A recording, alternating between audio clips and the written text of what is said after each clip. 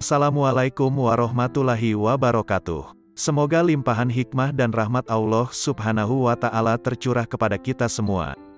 Amin ya robbal alamin. Kali ini akan dibacakan artikel yang dikutip dari website wiyonggoputih.blogspot.com atau blog sejarah akan terus jadi inspirasi. Artikel yang akan dibacakan ini berjudul Kisah Wali Mastur dan Ciri-ciri Wali Mastur, yang menguraikan tentang Wali Mastur dan beberapa kisah wali Allah. Berikut uraiannya. Kisah Wali Mastur dan ciri-ciri Wali Mastur. Banyak wali-wali Allah yang dimasyhurkan setelah wafatnya, diantaranya adalah Mbah Priok. Sebelumnya, wali Allah itu tersembunyi, mastur, tetapi karena kehendak Allah jua akhirnya beliau itu tampak ke permukaan. Banyak tanda kewalian seseorang terbuka secara nyata setelah terlihat jasadnya utuh, tidak hancur, ketika dipindahkan. Sebenarnya banyak wali-wali Allah yang disatarkan, tidak masyhur, khususnya di Pulau Jawa ini. Disebutkan dalam hadis, bahwa Umar bin Khattab berkata, Nabi bersabda, sesungguhnya di antara hamba-hamba Allah terdapat beberapa manusia yang bukan para nabi dan bukan orang-orang yang mati syahid. Para nabi dan orang-orang yang mati syahid merasa iri kepada mereka pada hari kiamat karena kedudukan mereka di sisi Allah Ta'ala. Para sahabat bertanya, wahai Rasulullah, apakah engkau akan menceritakan kepada kami siapakah mereka? Beliau bersabda, mereka adalah orang-orang yang saling mencintai dengan ruh dari Allah tanpa ada hubungan kekerabatan di antara mereka, dan tanpa adanya harta yang saling mereka berikan. Demi Allah, sesungguhnya wajah mereka adalah cahaya, dan sesungguhnya mereka berada di atas cahaya, tidak merasa takut ketika orang-orang merasa takut, dan tidak bersedih ketika orang-orang merasa bersedih. Dan beliau membaca ayat ini, ingatlah, sesungguhnya wali-wali Allah itu, tidak ada kekhawatiran terhadap mereka dan tidak pula mereka bersedih hati. Quran Surah Yunus 62. Hadis riwayat Abu Dawud.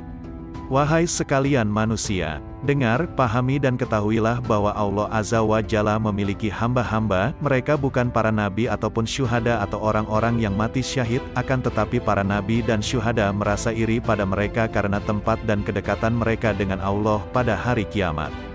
Kemudian, salah seorang badui datang, dia berasal dari pedalaman jauh dan menyendiri, dia menunjuk tangannya ke arah Nabi seraya berkata, wahai Nabi Allah, sekelompok orang yang bukan para nabi ataupun syuhada tetapi para nabi dan syuhada merasa iri kepada mereka karena kedudukan dan kedekatan mereka dengan Allah, sebutkan ciri-ciri mereka untuk kami.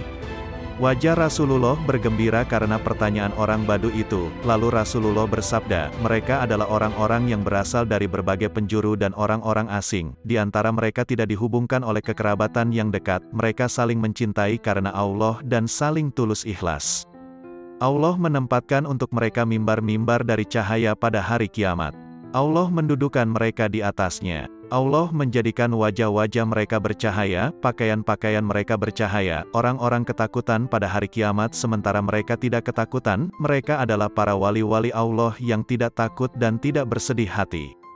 Hadis riwayat Ahmad. Pernahkah mendengar tentang wali mastur atau wali yang tersembunyi? Banyak wali-wali tersembunyi, yang banyak orang tidak tahu. Semuanya memiliki martabat, tingkatan, dan kekhususan. Sehingga banyak orang lebih mengetahui wali yang masyhur daripada mengetahui wali khas yang derajatnya ditinggikan oleh Allah pada masanya dibanding lainnya. Bahkan seorang Sultan Aulia masyhur, Syekh Qutur Rabbani Abdul Qadir Al-Jailani Qodasallahu Sirahul Aziz, pada masa hidupnya tidak dikenal sebagai seorang aulia. Baru setelah 25 tahun terbuka hijab, dinding penutup akan kewaliannya. Syekh Abdus Salam bin Masyisi adalah seorang wali mursyid yang tidak dikenal pada masanya. Tapi setelah ditemukan di atas bukit oleh muridnya, yakni Syekh Ali Abul Hasan Asy-Syadzili, pendiri Tariqah Syadziliyah, barulah terkuak keberadaan dan kebesaran aulianya di tengah umat. Masyhur atau tidak, bukanlah tujuan bagi seorang aulia. Semua terhitung dalam genggaman kehendak dan takdirnya. Maha besar Allah yang telah menyembunyikan para kekasihnya di balik hijab keanggunan hingga mereka tenggelam dalam samudera keesaan. Lenyap dalam lautan tauhid. Ketahuilah dulur, mereka ada di sekitar kita. Mereka tertutup di balik hijab Allah. Mereka sama sekali tidak engkau duga sebagai seorang wali. Sitrul aurah, wajib. Sitrul khususiyah, aujab. Menutup aurat itu wajib, maka menutup keistimewaan itu jauh lebih wajib. Kira-kira begitulah pegangan mereka. Namun bukan pula mereka sengaja menyembunyikan identitas mereka, namun memang kehendak Allah menutupi kewalian mereka di mata umum. Selain itu aulia di makom majdub ini dibalik hijab Allah, dan tentunya hijab Allah itu suci. Maka hanya boleh dipandang oleh yang suci pula. Dari itulah mengapa kita yang dipenuhi karat dosa tidak dapat tembus untuk dapat mengenali para aulia. Sering kita dengar ungkapan, yang mengenal wali hanya wali. Itu benar sebab pandangan seorang wali melewati sirnya tidaklah terhalang apapun lagi.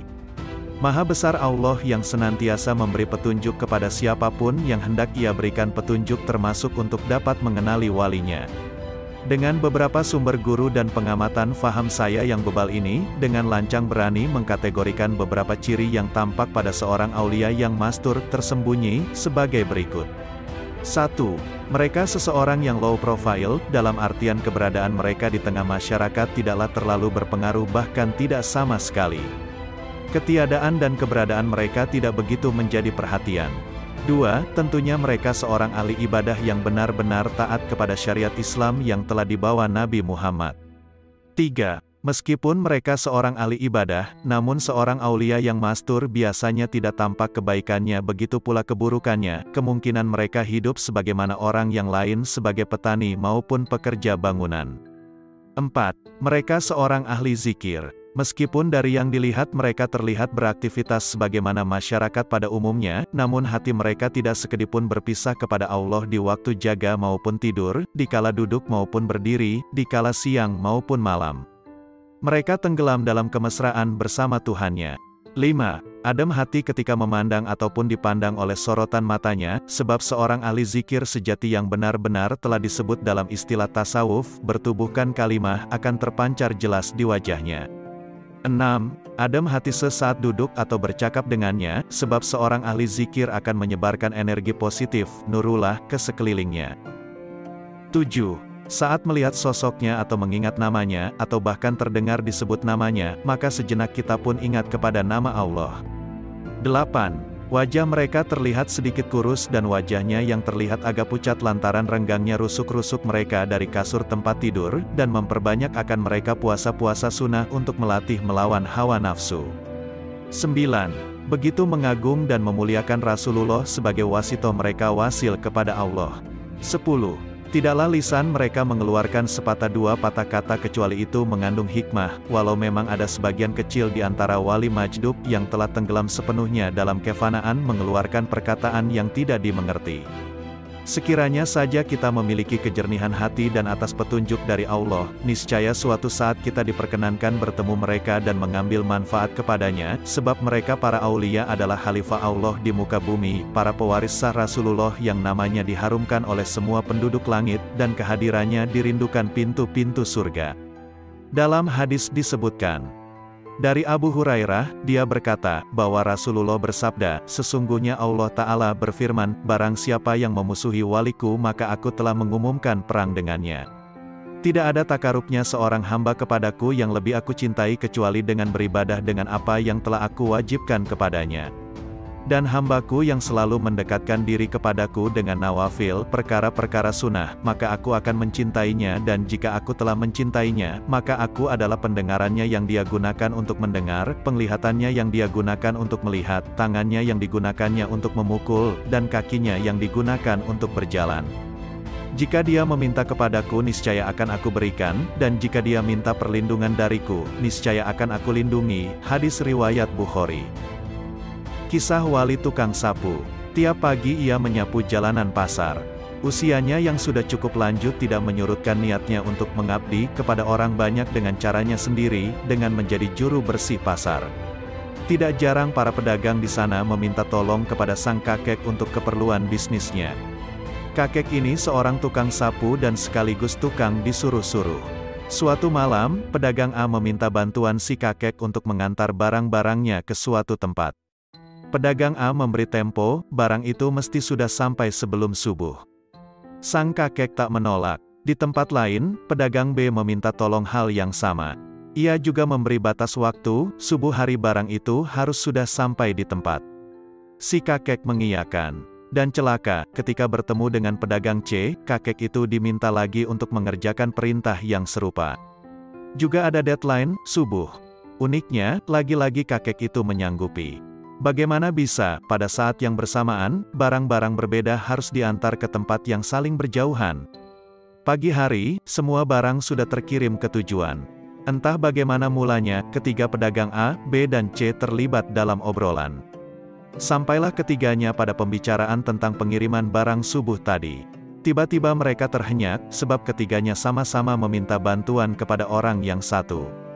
Bagaimana bisa, barang-barang mereka terkirim pada saat yang bersamaan oleh orang yang sama, si kakek tukang sapu. Sejak pagi itulah, pergunjingan perihal karamah kakek tukang sapu merebak.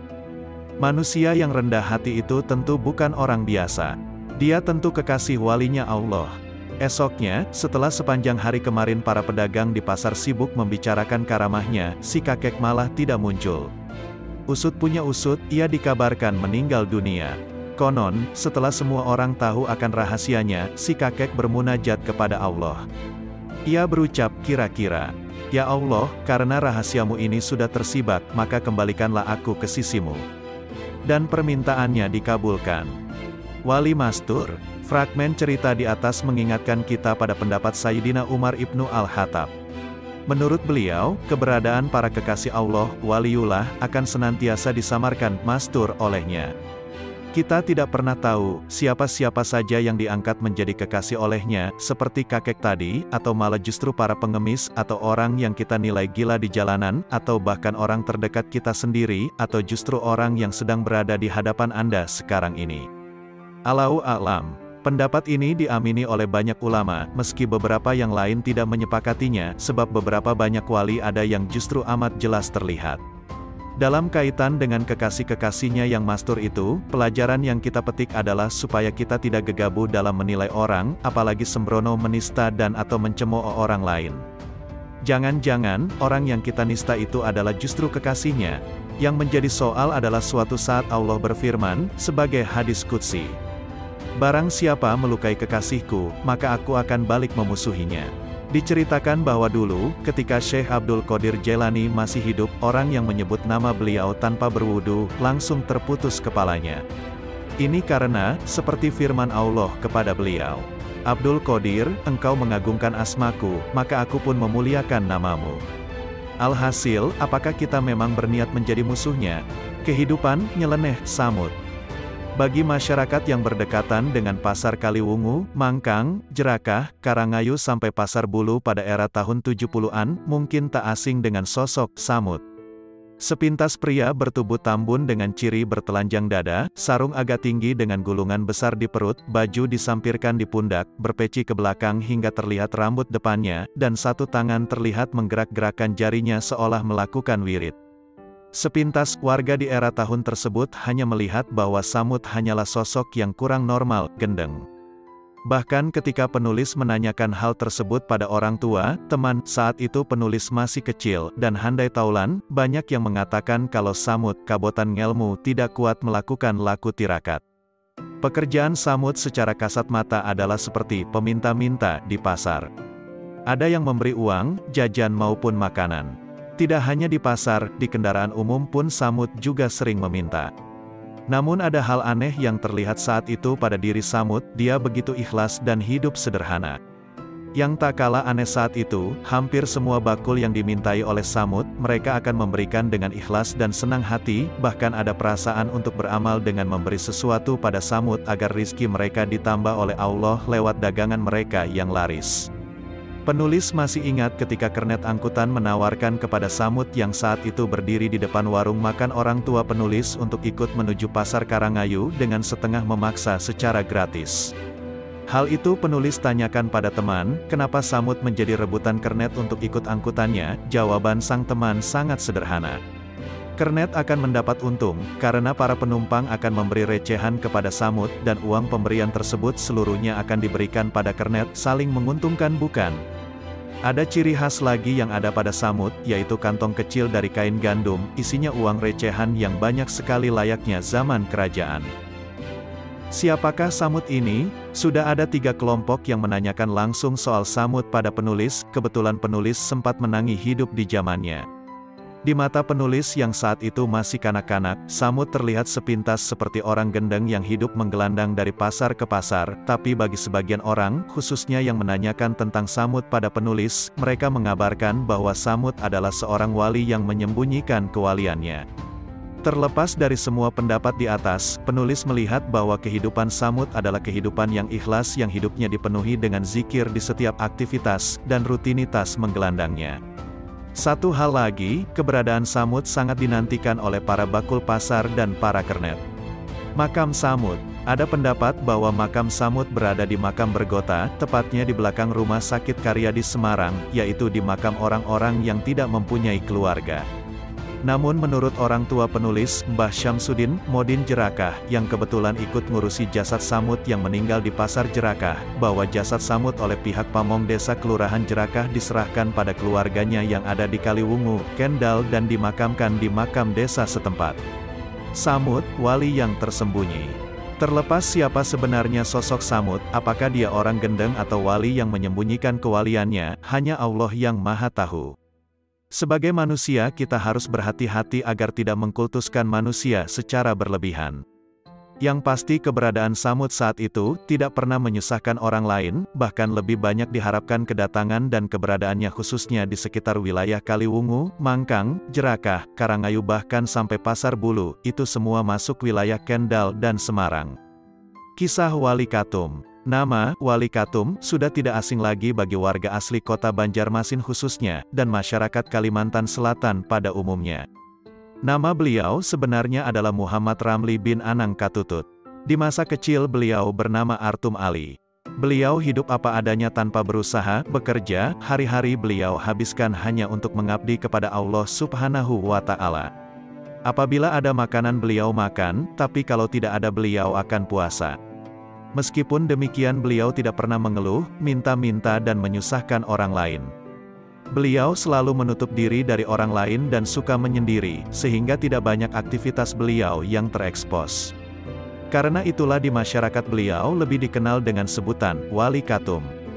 Kata Katum diambil dari bahasa Arab yang berarti sembunyi.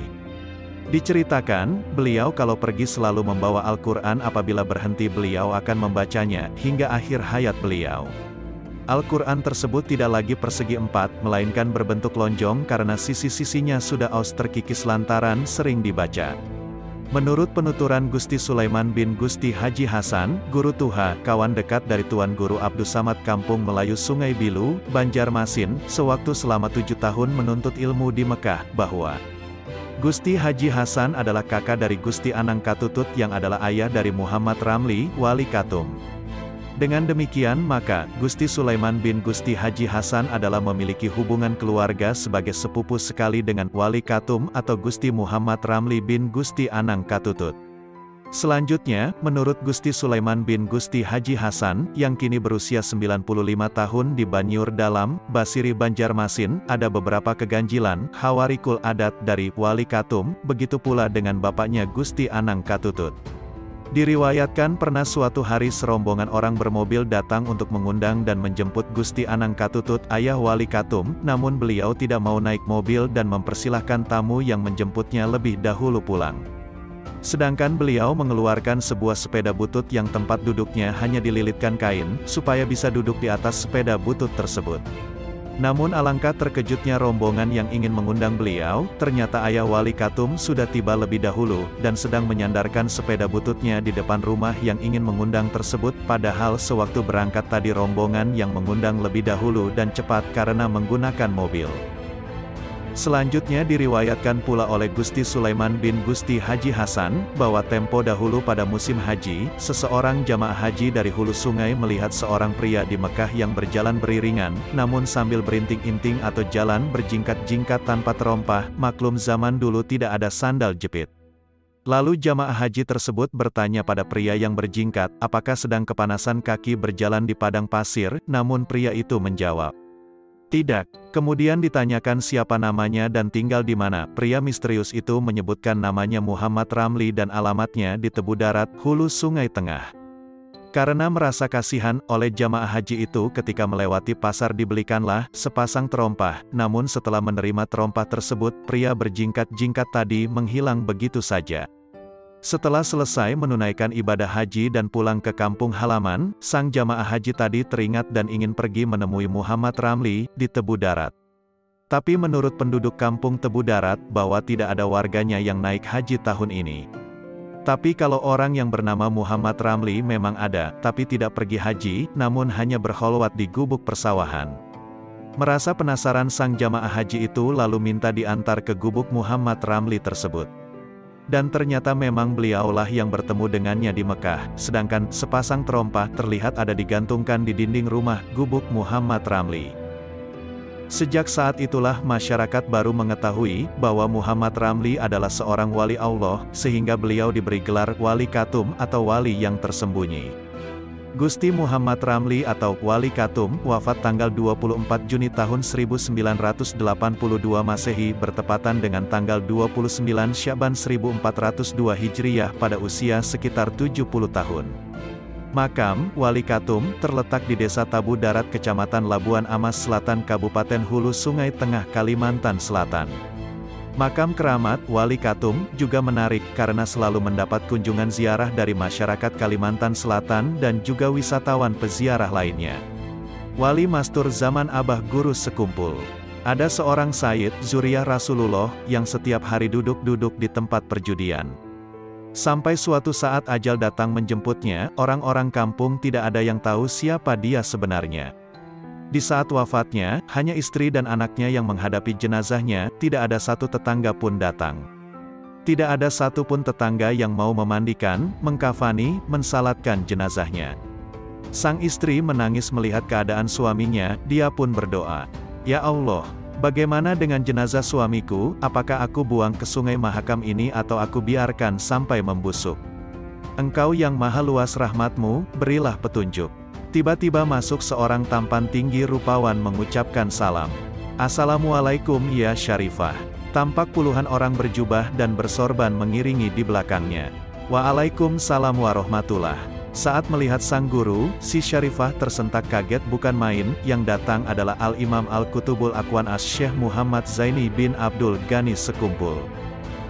Syarifah bertanya, "Kapan pian kesini guru? Kalimantan Timur dan Kalimantan Selatan sangatlah jauh, apalagi kami di daerah Hulu Mahakam Kembang Janggut ini." Jawab Guru Sekumpul, "Allah yang memudahkan." Tiba-tiba dari luar banyak orang kampung datang, dan terperanjat seketika tahu yang datang Guru Sekumpul, maka mereka keheranan dan salah satu dari mereka berkata, "Wahai guru, ini adalah orang yang senang berjudi, tiap hari duduk-duduk di tempat perjudian." Guru Sekumpul tersenyum dan berkata, "Apakah kamu melihat beliau sendiri main judi, atau beliau cuma duduk-duduk saja di situ tanpa main judi?" Sang penduduk terdiam, kata Abah Guru Sekumpul kemudian, "Beliau ini yang tiap hari kalian lihat di tempat perjudian adalah seorang zuriat Rasulullah, beliau ini yang jadi penyandang bala di kampung sini. Beliau ini yang setiap malam pada saat kalian tidur, beliau bangun dan salat tahajud mendoakan kalian. Beliau juga yang rela setiap hari duduk di tempat perjudian berzikir dan memohon ampun untuk para penjudi agar mereka sadar, tapi kalian tidak tahu, kalian cuma melihat dengan pandangan zahir saja. Beliau tidak terkenal dalam pandangan masyarakat bumi tapi sangat terkenal di langit. Allahumma sholli ala Sayyidina Muhammad." Jangan mudah suudzon kepada orang lain, terlebih kepada zuriat Rasulullah. Walahul waliyut taufik ila sabilul huda.